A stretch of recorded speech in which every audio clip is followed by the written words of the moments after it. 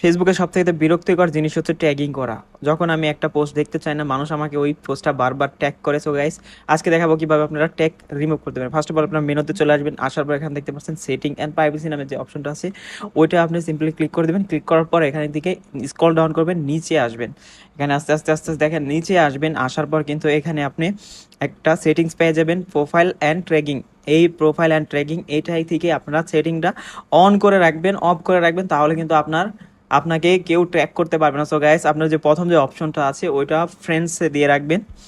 এতে করে আপনার ফ্রেন্ডসরা কিন্তু আপনার ফেসবুক প্রোফাইল দেখতে পারবে। এখান দেখতে পাচ্ছেন এখানে কিন্তু চয়েস অডিয়েন্স লেখা আছে। এখান থেকে যদি আপনাকে কেউ পোস্ট করে বা আপনাকে ট্যাগ করে, তো ট্যাগটা আপনি চাইলে সবার মাধ্যমে ছড়াই দিতে পারবেন। আবার না চাইলে এখান থেকে অনলি মি করে রাখতে পারেন। আমি অনলি মি করে রাখছি।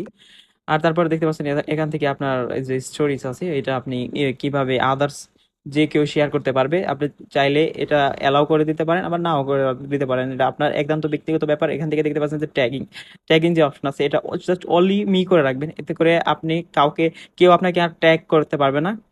সো গাইস, এটা অনলি মি দিয়ে রাখবেন। নিচের অপশনটাও অনলি মি দিয়ে রাখবেন। এতে করে আপনার যে ট্যাগিং থাকবে, ট্যাগিং করা পোস্ট, এগুলো আর কেউ দেখতে পারবে না। এখান থেকে দেখতে পাচ্ছেন যে রিভিউ নামে যে অপশনটা আছে, এটা আপনি যদি কেউ আপনাকে পোস্ট করে, ওইসব যদি নাও করেন, যদি আপনি রিভিউ দেখেন, তাহলে রিভিউ দেখে যদি আপনার ভালো লাগে, তাহলে আপনি এখান থেকে শেয়ার করতে পারেন আপনার প্রোফাইলে।